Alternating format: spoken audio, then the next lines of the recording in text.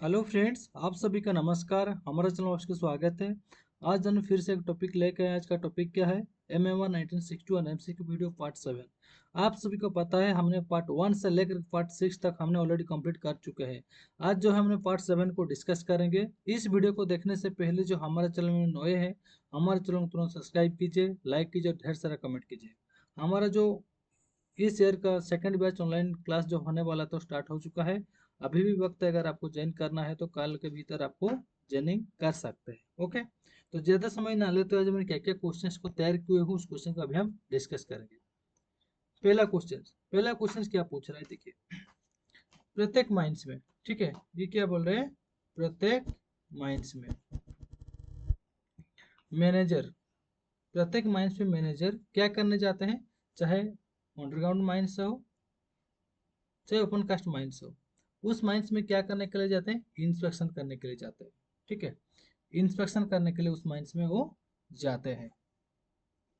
जब जाते हैं तो कितने बार वो 1 वीक में जाएंगे? ठीक है, ये क्वेश्चन सही पूछ रहा है। जो कि मैनेजर प्रत्येक माइंस में इंस्पेक्शन करने के लिए जब जाते हैं, चाहे अंडरग्राउंड माइंस में हो, जो कार्य होता है उसकी जांच करने के लिए हो, 1 वीक में कितने बार वो जांच करने के लिए जाएंगे? क्वेश्चन यही पूछ रहा है। ठीक है, तो इसका आंसर क्या होगा? इसका आंसर क्या होगा? पहले जाते हैं, जानते हैं ये क्वेश्चन कहाँ से आया है। ठीक है, ये क्वेश्चन आपका मेवा 1961 रेगुलेशन नंबर 44 से क्वेश्चन आया है। ठीक है, रेगुलेशन नंबर 44 से क्वेश्चन आया हुआ है। तो इसका आंसर क्या होगा? इसका आंसर ऑप्शन सी होगा। ठीक है, जो मेवा 1961 रेगुलेशन नंबर 44 में वर्णित किया गया है। नेक्स्ट क्वेश्चन क्या पूछ रहा है, देखिए। If any equipment is required in the mine, we will inform the owner and agent in writing. Manager को, ठीक है, जब कुछ दरकार होता है, कोई भी चीज का जब इक्विपमेंट को, मशीनरी के ऊपर कुछ भी अगर उनको जरूरत पड़ता है, कुछ रिक्वायरमेंट रहता है उनका माइंस के प्रति, तब वो क्या करेंगे? ओनर और एजेंट को रिटन में लिख के देंगे। ठीक है, ओनर और एजेंट को रिटन में लिख के देंगे। क्या ये सही है? क्या इसे करते हैं? हाँ, बिल्कुल ये सही है, इसे लिख के वो देंगे। इसका आंसर ऑप्शन ए होगा, ट्रू होगा। ओके, अभी आते हैं नेक्स्ट क्वेश्चन। ये क्वेश्चन क्या पूछ रहा है? आज फॉर द प्रीवियस क्वेश्चन, जो प्रीवियस क्वेश्चन पूछा गया था, प्रीवियस क्वेश्चन क्या था? जब मैनेजर को कुछ मशीनरी के ऊपर हो, कुछ इक्विपमेंट के ऊपर कुछ जरूरत होता है, तो मैनेजर को रिटर्न लिख के देते हैं। प्रीवियस क्वेश्चन सही था। इसमें बोल रहा है जो लिख के देते हैं ना, उसका एक कॉपी रहता है। उस कॉपी को क्या माइंस का पीट ऑफिस में रखा जाएगा? उस जो रिटर्न में लिख के दिए हैं, उसका एक कॉपी जो है वो क्या माइंस का ऑफिस में रखा जाएगा? ऑप्शन है ए। ठीक है, यस, हाँ, रखा जाएगा। उसका एक कॉपी जो है माइंस का पीट ऑफिस में रखा जाएगा। अभी आते हैं नेक्स्ट क्वेश्चन क्या बोल रहा है, देखिए। After receiving the request from the manager, within how many days will the owner and agent inform about the work? ये क्वेश्चन क्या पूछ रहा है? ये जो रिक्वेशन दिए थे, क्या रिक्वेशन दिए थे? जब मैनेजर को कुछ चीजें को जरूरत होता है, कुछ मशीनरी का हो, कुछ इक्विपमेंट का हो, और काफी सारे उसके रिलेटेड कोई भी उनको अगर जरूरत होता है, जब वो लिख के देंगे ना, वो जो रिक्वेशन बना के देंगे, रिक्वेशन बनाने के बाद ऑनर एजेंट क्या करेंगे? कितने दिन के भीतर उनका जो रिक्वेशन आया है उनके ऊपर वो कार्य करेंगे। ठीक है, जो भी कार्य वो बोले होंगे, वो कार्य को वो पदक्षेप लेंगे। क्वेश्चन ये यही पूछ रहा है। ठीक है,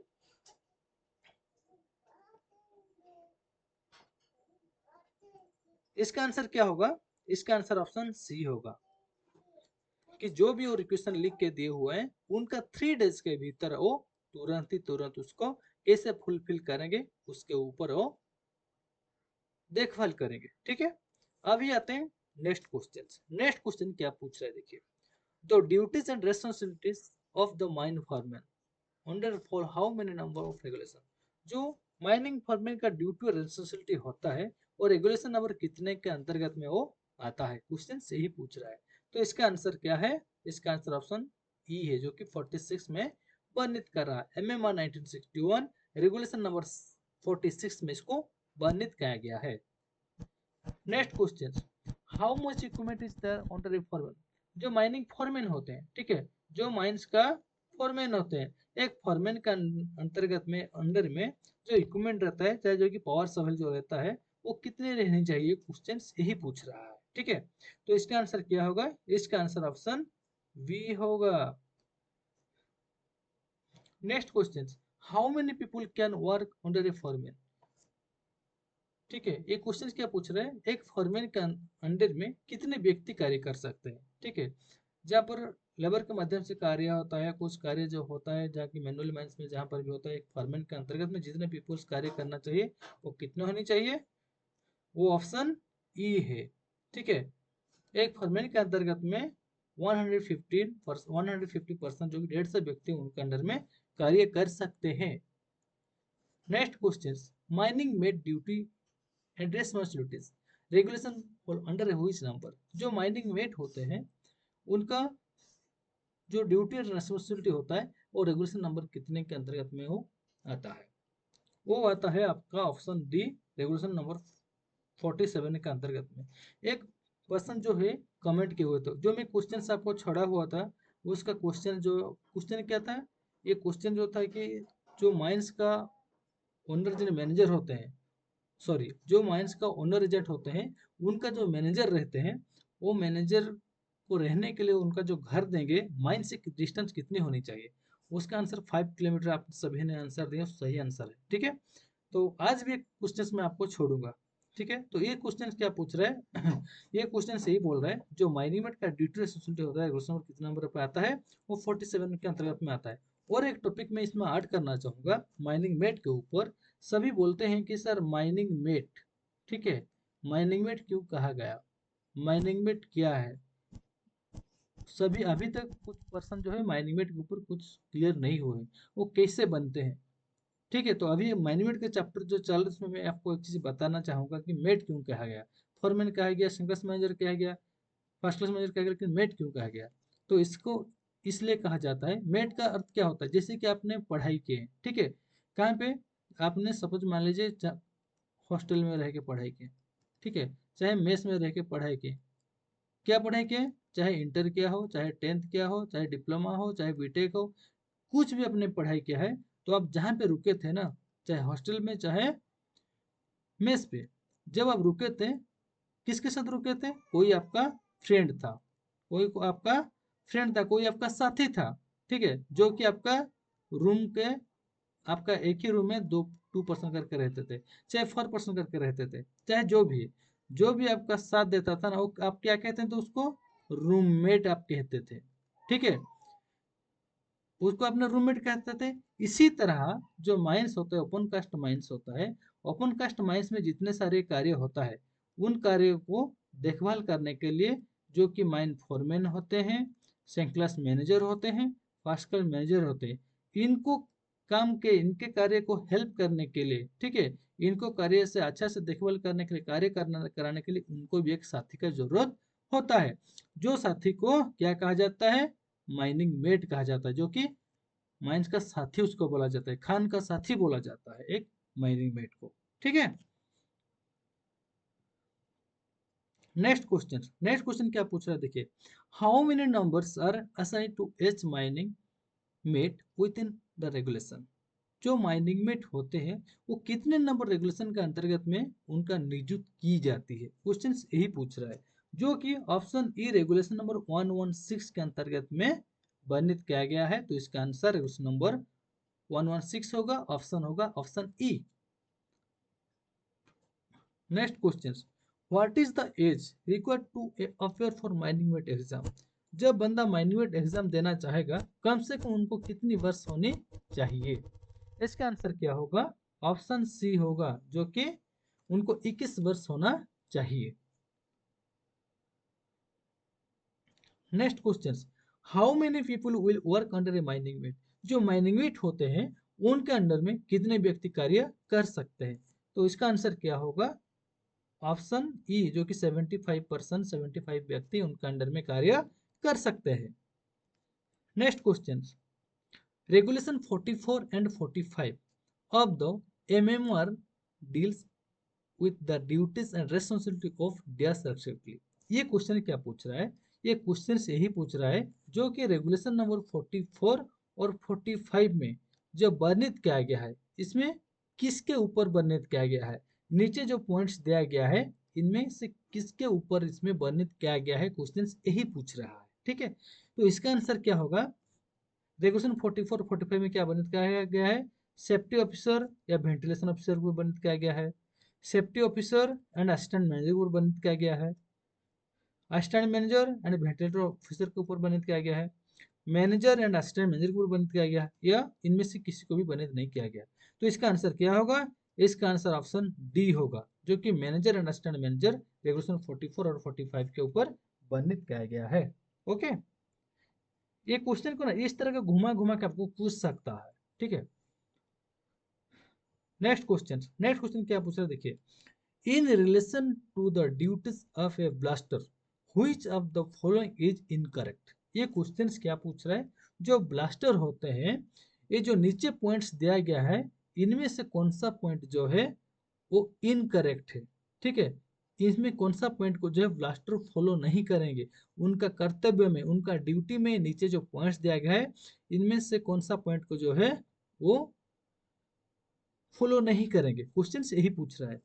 तो इसका आंसर क्या होगा? इसका आंसर ऑप्शन ए होगा, hand over explosive to any unauthorised person.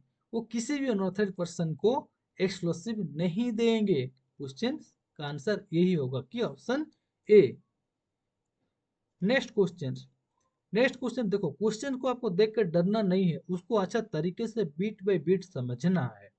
ठीक है, ये क्वेश्चन क्या पूछ रहे हैं? ये क्वेश्चन ये पूछ रहा है, if after the consent of a shift, ये क्या बोल रहा है इसको? हाँ, of a shift any official or competent person has not got his attendance recorded in register the attendance clerk, consent shall within days after the consent of the shift refer the fact to the manager or the team assistant manager or manager or other official in charge of the shift।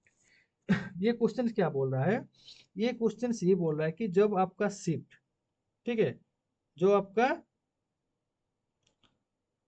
Shift आरंभ होने हो जाता है, क्या होता है? आपका shift start हो जाता है। क्या सपोज मान लीजिए आपका शिफ्ट होता है ए शिफ्ट, बी शिफ्ट और सी शिफ्ट। ए शिफ्ट कितने बजे स्टार्ट होता है?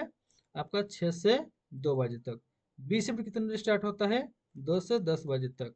सी शिफ्ट कितना बजे स्टार्ट होता है? 10 बजे से मॉर्निंग 6 AM तक। ठीक है, तो अगर जनरल शिफ्ट बोला जाता है, किसी किसी माइंस में 7 AM से 5 PM तक होता है। ठीक है, 8 AM से 5 PM तक भी होता है।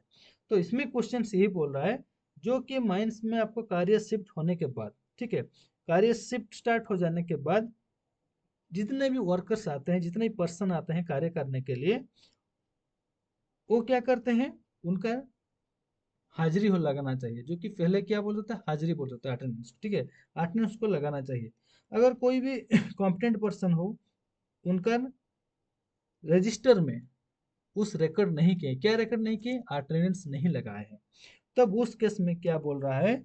उनका जो क्लर्क होते हैं, शिफ्ट आरंभ होने के बाद कितने घंटे के भीतर उसको सारे के तथ्य वो बता देंगे कि इतना पर्सन आज है, इतना नहीं है, जो भी उनको डिटेल्स बताना था वो बताएंगे कितने घंटे के भीतर, ये बोल रहा है।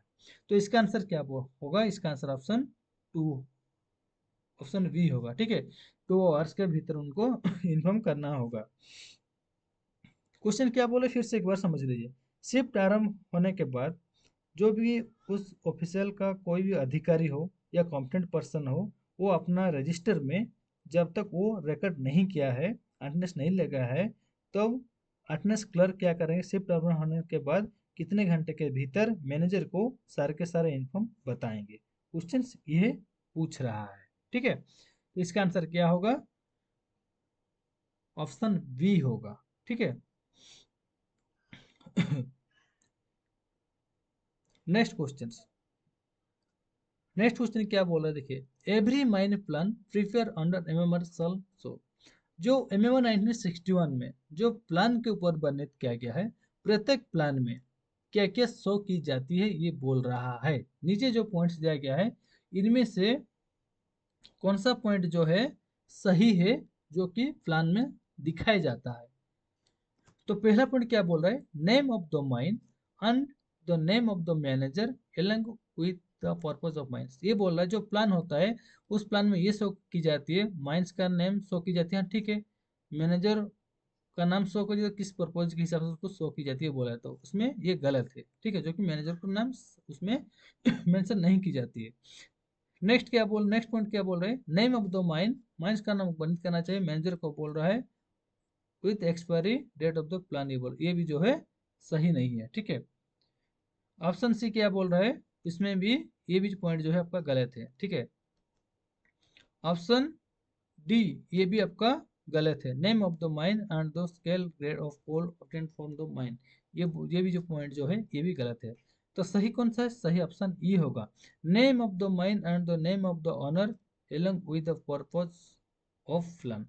उस प्लान में क्या शो की जाएगी, उस प्लान में माइंस का नाम दिखाया जाएगा, ओनर का नाम दिखाया जाएगा, और किस पर्पज के लिए वो प्लान बनाया हुआ है उसको भी वहां पर लिखा जाएगा, ठीक है। तो इसका आंसर ऑप्शन ई होगा। नेक्स्ट क्वेश्चन क्या बोल रहा है देखिए, इस क्वेश्चन का आंसर जो है आप हमें कमेंट बॉक्स में बताइएगा, ठीक है। ये क्वेश्चंस का आंसर क्या होगा आप हमें कमेंट बॉक्स में बताइएगा। और ये क्वेश्चन क्या पूछ रहे, क्वेश्चन को पहले हम समझ लेते हैं, ठीक है। एवरी माइन प्लान और section prepare under member shall specify a scale of the plan at least dash long and suitable subdivide also on less wide scale of the plan shall be having dash of 200:1 or 2000:1। ये क्या बोल रहा है, जो MMR 1961 के अंतर्गत में जो प्लान और सेक्शन को बनाया जाता है, ठीक है, उसमें एटलीस्ट कितना सीएम का स्केल को जो है आपको कम से कम कितने नंबर स्केल लंबी स्केल को उचित रूप में उसको विभाजन करने के लिए उसको यूज की जाती है, ठीक है।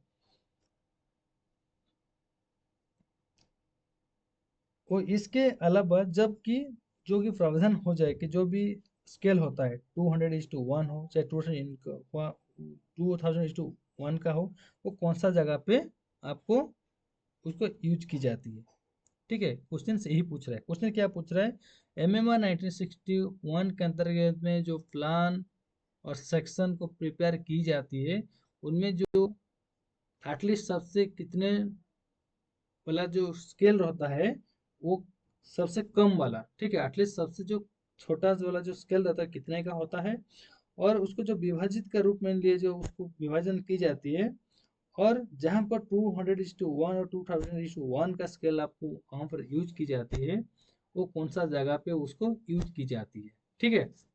200:1 और 2000:1 को कहाँ पर यूज की जाती है, और सबसे नीचे का स्केल कहाँ पे है, वो कितने सीएम का है, वो उसमें ये पूछ रहा है, सीधा आपको ये समझना है, ठीक है। तो इसका आंसर क्या होगा आप हमें कमेंट बॉक्स में जरूर बताइएगा, ठीक है।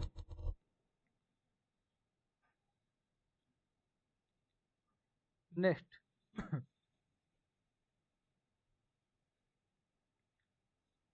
इसमें और मैं आपको ये बताना चाहूँगी क्वेश्चंस कहाँ से है, आपको मैं जो कि आपको ढूंढने में आसान होगा, ठीक है।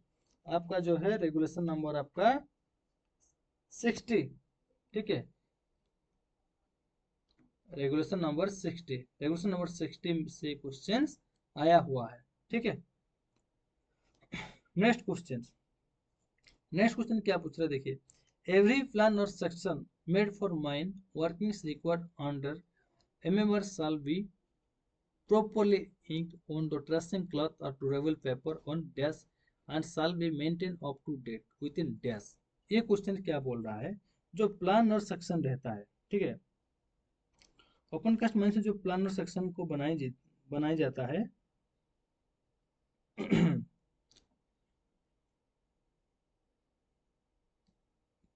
ओके, हाँ हाँ, नहीं नहीं अभी एक मैं क्लास में हूँ, नहीं नहीं ऑनलाइन क्लास खत्म हो चुका है। ऑनलाइन क्लास का टाइमिंग जो है 7 से 8 बजे तक एक रहता है, 8 से 9 बजे तक एक रहता है। आप कल ज्वाइन कर सकते हैं, मैं व्हाट्सअप मुझे व्हाट्सअप में मैसेज कर दीजिए, मैं उसको आपको ये कर दूंगा, ठीक है। Okay okay, thank you. हाँ, ओके। क्वेश्चन क्या पूछ रहा था? क्वेश्चन ये पूछ रहा था, एवरी प्लान और section made for the mine working required under MMR shall be fully inked. जो प्लान और सेक्शन बनाया जाता है जो कि एमएवर 1961 में वर्णित किया गया है, उस प्लान एंड सेक्शन में जो रिक्वायर के लिए बनाया जाता है वो किस में बनाया जाता है? ठीक है, जो कि ड्यूरेबल पेपर और ट्रेसिंग क्लॉथ में उसको बनाया जाता है, वो किस पर्पज के लिए बनाया जाता है, और वो वैलिडिटी वो कितने दिन के भीतर उसको अप टू डेट करके रखना चाहिए, ये बोल रहा है। और किस में ये बनता है, क्वेश्चन यही पूछ रहा है। ठीक है, तो इसका आंसर क्या होगा? इसका आंसर इसमें जो है आंसर नहीं दिया गया है।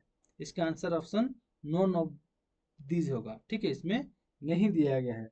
तो इसका आंसर क्या होगा? इसका आंसर यही होगा कि जो कि मजबूत कागज में जो कि ट्रेसिंग क्लॉथ के ऊपर इंक के द्वारा उसको गुड कंडीशन में उसको बनाया जाएगा, और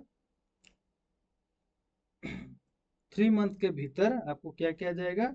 उसको रेडी करके सही करके अपडेट करके रखा जाएगा।